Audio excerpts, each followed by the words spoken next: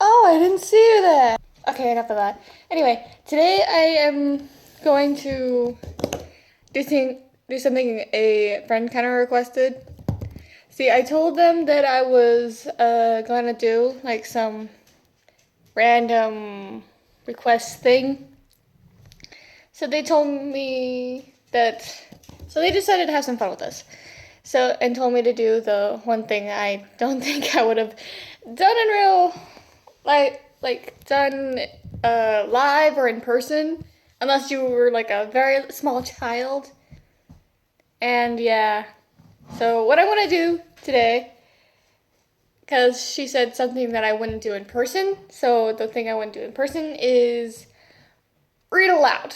I'm not a big read aloud person, um, so I decided I didn't know what to read, so I kind of I pulled a noble. I pulled a noble. I was surfing the internet, and I decided to read you guys a South Park fan fiction. So before I get started, I am going to have to warn you, like when you're on this particular website, also known as fanfiction.net, you have to be careful on which one you click on, because for some ungodly reason, I accidentally clicked fiction crossover, and I was so confused when I clicked on the link for one fanfiction. It was showing me where it was crossed over with, and I'm like, what? This can't be right. No. Well, anyway, so I'm reading the South Park fanfiction "Crybaby" by Jania Chan. I cannot read the name. I can read Chan, but that's about it. Anyway, let's get started, shall we?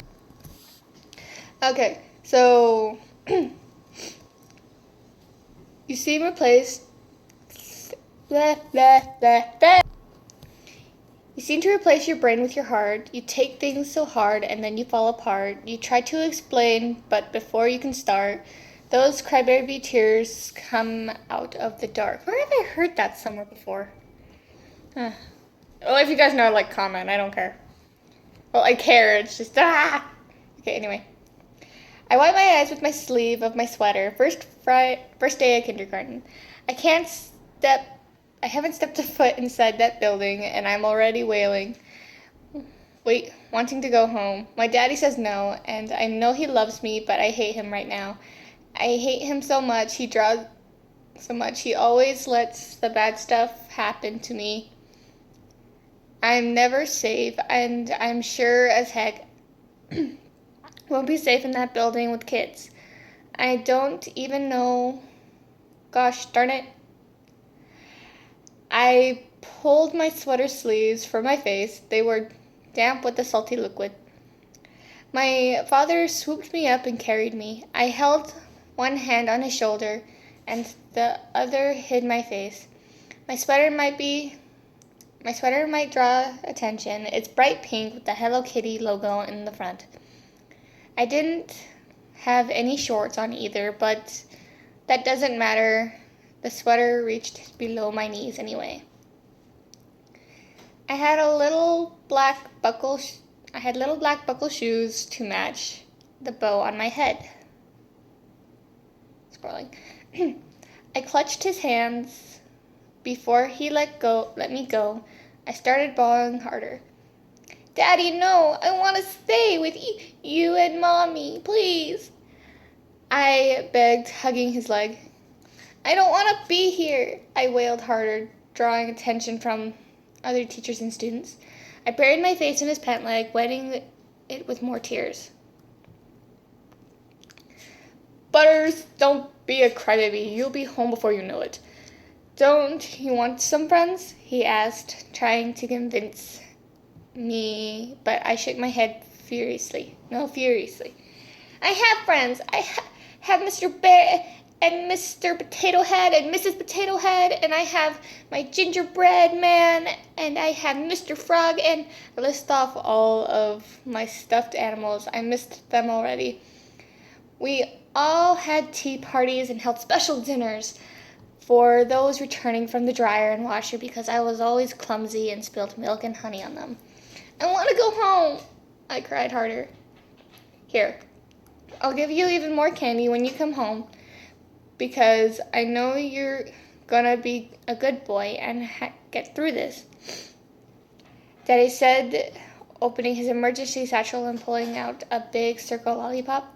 I instantly stopped crying and let go and reached for it. My eyes gleamed with hope.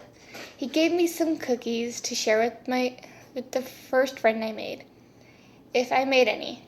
He put the bag of cookies in my purple Dora the Explorer backpack, and before I could react, he was gone. I turned all directions looking for my missing daddy, but he was nowhere. Maybe he wanted to play hide and seek. Now where could that big silly goose be? Really? If he's not in your eyesight and he's dropping you off at kindergarten, he is not going to be there. But hey, it's a mind of a little 5-year-old. Yeah, mind of a little 5-year-old. Anyway, continuing. I stepped farther into my classroom.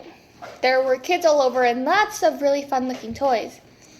But they were all taken. Maybe I can ask if they want to share. Okay, I'll ask this person. This person had black hair and red eyes. He kind of scared me and just about hissed at me. But I should remember never to judge a book by its cover because it's mean.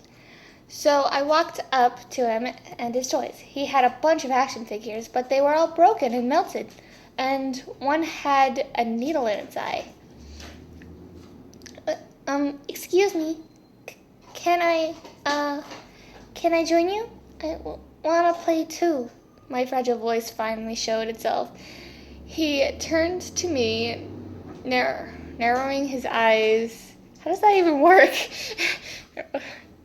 Anyway, before shrugging lightly, he shoved a doll missing legs in my face. You can have this one. It's already dead. Now go away. Torture should be done alone. And that was it. I smiled down at my new gift. It had torn brown hair and a missing eye, scratched out. Its arm was bent and broken. But I'm sure I can fix the little guy, and he'll join my group of friends. I'll name him, I don't know, Mr. Doll? No, it'll come. Yeah, it'll come. Thank you, I chimed before turning towards the rest of the room. There were much nicer looking kids. I stalked. Okay, then.